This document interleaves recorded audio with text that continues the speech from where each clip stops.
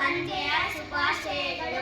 ನನ್ನ ಹೆಸರು ಕೃತಿ. ನನ್ನ ಹೆಸರು ಚಿರಂತಾಳ್. ನಾವು 3ನೇ ತರಗತಿಯಲ್ಲಿ ಓದುತ್ತಿದ್ದೇವೆ. ಎಪಿಜೆ ಅಬ್ದುಲ್ ಕಲಾಂ ಇವರು ಭಾರತದ ಮಹಾನ್ ವಿಜ್ಞಾನಿ ಹಾಗೂ ನಮ್ಮ ಹೆಮ್ಮೆಯ ರಾಷ್ಟ್ರಪತಿ ಆಗಿದ್ದರು.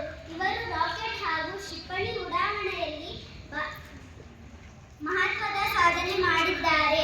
ತಂತ್ರಜ್ಞಾನ ಕ್ಷೇತ್ರದಲ್ಲಿ ಭಾರತದ ಸಾಧನೆಯನ್ನು ಗಗನೆತ್ತರಕ್ಕೆ ಏರಿಸಿದ್ದಾರೆ. ಎಪಿಜೆ ಅಬ್ದುಲ್ ಕಲಾಂ ರವರು ತಮಿಳುನಾಡಿನ ರಾಮೇಶ್ವರಂ ಎಂಬ ಹಳ್ಳಿಯಲ್ಲಿ ಜನಿಸಿದ ಕನಸುಗಾರ.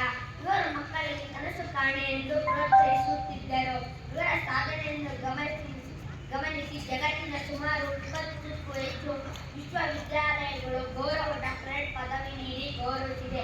ಭಾರತ ಸರ್ಕಾರವು ಪದ್ಮಭೂಷಣ, ಪದ್ಮ